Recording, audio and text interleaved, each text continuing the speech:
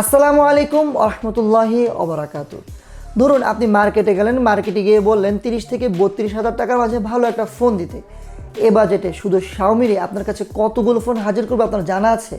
Redmi note 10 pro max, Poco X3 pro, তারপর MI 11 light, আর এর মাঝে নতুন একটা বাচ্চা এসেছে, সেটা হচ্ছে পোকো X3 GT। মানে আপনার মাথা তো পুরাই নষ্ট হবেই হবে। তো মাথা নষ্ট করার কোনো দরকার নাই, ভিডিও দেখেন। এই ভিডিওর মধ্যে আলোচনা করব যে পোকো X3 GT কেন অন্য 3টা ফোন থেকে ভালো হবে, আর এই ফোনটি ওই ফোনগুলো থেকে কেন আলাদা। তো ভিডিওটি শুরু করার আগে অবশ্যই দেখে নিন আমাদের চ্যানেলটি সাবস্ক্রাইব করা আছে কিনা। সাবস্ক্রাইব করা না থাকলে অবশ্যই আমাদের চ্যানেলটি সাবস্ক্রাইব করে নেবেন এবং অবশ্যই বেল বাটনটিতে ক্লিক করে নেবেন। আমাদের আজকের ভিডিওটি স্পন্সর করেছে বসুন্ধরা সিটির অন্যতম বিশ্বস্ত শপ গ্যাজেটম্যান বিডি। তাদের কাছে পোকো X3 GT আপনারা পেয়ে যাবেন 30 থেকে 32,000 টাকার মাঝে। দাম সবসময় ওঠানামা করে, তাই রিসেন্ট প্রাইস জানতে অবশ্যই যোগাযোগ করুন। গ্যাজেটম্যান বিডির ফেসবুক পেজ, গ্রুপ কিংবা সরাসরি ফোনেও তাদের সাথে যোগাযোগ করতে পারেন। আর এই ফোনটি আপনারা পেয়ে যাবেন দুইটি ভার্সনে, একটি হচ্ছে 8/128GB ভার্সন এবং অন্যটি হচ্ছে 8/256GB ভার্সন, এবং স্টোরেজ হিসেবে পাচ্ছেন UFS 3.1।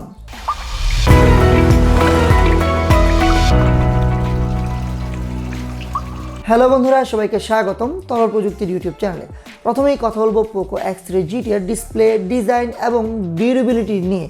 এই ফোনটিতে পাচ্ছেন 6.6 ইঞ্চির IPS LCD প্যানেলের ফুল HD+ রেজুলেশনের একটি ডিসপ্লেটি 120 Hz রিফ্রেশ রেটের, আর ডিসপ্লের প্রোটেকশন হিসেবে পাচ্ছেন কর্নিং গরিলা গ্লাস ভিক্টাস। এই ডিসপ্লেটির সবচেয়ে পজিটিভ দিক হচ্ছে কালার অ্যাকুরেসি চমৎকার এবং পারফেক্ট। প্রতিটা কালার অ্যাকুরেট লেগেছে ডিসপ্লেটায়, আর টাচ রেসপন্স ওকে। ডিসপ্লেটি 120 Hz রিফ্রেশ রেটের, যেখানে সিস্টেম অ্যাপ বা থার্ড পার্টি অ্যাপে বেশ ভালো স্মুথ একটা ফিল পেয়েছি। ডিসপ্লের চারপাশে চিন ও বেজেলও অনেক কম, যে কারণে ইউটিউবে ভিডিও দেখে ফুল ভিউ একটা ফিল পেয়েছি। তবে ডিসপ্লের নেগেটিভ দিকটা হচ্ছে এই বাজেটে অ্যামোলেড ডিসপ্লে অবশ্যই দেওয়া উচিত ছিল, যেটা আমরা রেডমি নোট 10 প্রো ম্যাক্স বা Mi 11 লাইটে পাচ্ছি। এছাড়াও ডিরেক্ট সানলাইটে ডিসপ্লেটার ব্রাইটনেস অনেক কম, একেবারে ডিসপ্লেটা দেখতে খুবই সমস্যা হচ্ছিল ডিরেক্ট সানলাইটে। আর উপরের মাঝ বরাবর যে পাঞ্চ হোলটা রয়েছে এটাও একটু বড় লেগেছে আমার কাছে। ওভারঅল ডিসপ্লেটা LCD প্যানেল হিসাবে খুবই ভালো, কালারফুল, তবে অ্যামোলেড প্যানেল হলে অবশ্যই বেটার হতো। ডিজাইনের পজিটিভ দিক নিয়ে বললে ফোনটা ওজনে খুবই হালকা, মাত্র 193 গ্রাম। তবে ডিভাইসটা একটু মোটা, এক হাতে ব্যবহার করা যাচ্ছিল না। তবে ফোনটা কিন্তু দেখতে চমৎকার এবং সুন্দর। পিছনে ঝিকিমিকি একটা প্রলেপ আছে, যেটা আলোতে দেখতে বেশ ভালো লাগছিল। ফোনটার ডান পাশে পাচ্ছেন volume up down button oh lock button, যেখানে লক বাটনে পাচ্ছেন ফিজিক্যাল ফিঙ্গারপ্রিন্ট সেন্সর, যেটা বেশ ভালো পরিমাণে ফাস্ট। এছাড়াও নিচের দিকে পাচ্ছেন টাইপ-C চার্জিং পোর্ট, আর থাকছে স্টেরিও স্পিকার, যেখানে সাউন্ড কোয়ালিটি বেশ ভালো পেয়েছি। তবে ডিজাইনের নেগেটিভ দিকটা হচ্ছে ব্যাকপার্টটা প্লাস্টিক বিল্ড, ফ্রেমটাও প্লাস্টিক, যে কারণে কাভার ছাড়া ব্যবহার করলে দাগ পড়ে যাওয়ার সম্ভাবনা থেকে যায়। আর এছাড়াও প্লাস্টিক বিল্ড হওয়ায় প্রিমিয়ামনেসের একটা ঘাটতি থেকে যায়।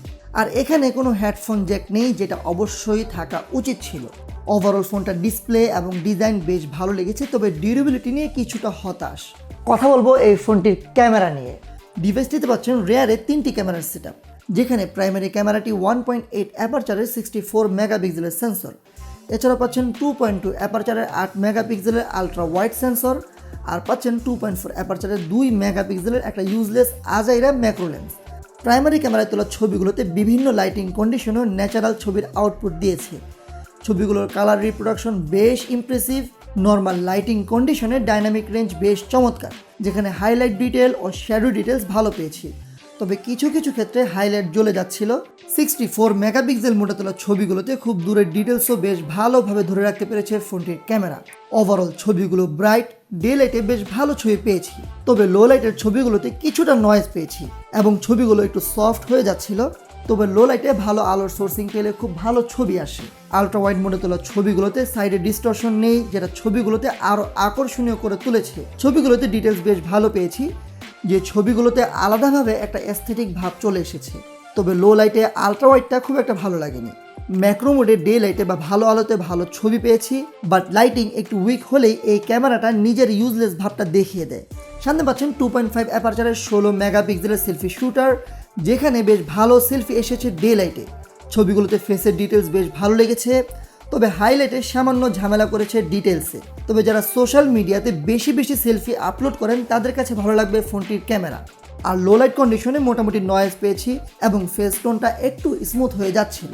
ফোনটি দিয়ে 4K 30 FPS 1080p 30 এবং 60 FPS এ ভিডিও শ্যুট করা যায়, যেখানে 1080p 30 FPS এ EIS আছে, যে কারণে ভিডিওতে স্টেবল ফুটেজ পেয়েছি 1080p 30 FPS এ।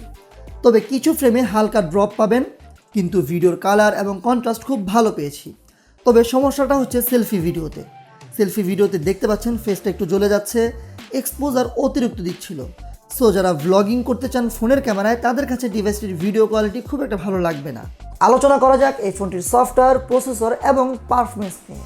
ফোনটিতে পাচ্ছেন MIUI 12 বেসড অ্যান্ড্রয়েড 11 আর অবশ্যই পোকো লঞ্চার, যেখানে অলরেডি 12.5 এর একটা আপডেট পেয়েছি। এই সফটওয়্যারের একটা পজিটিভ দিক হচ্ছে পোকোকে আমি ভরসা করতে পারি। মোটামুটিভাবে পোকোর ডিভাইসগুলোতে time to time security update আসে, তবে ক্যামেরা সহ বেশ কিছু অ্যাপস ওপেন হতে একটু সময় নিয়েছে।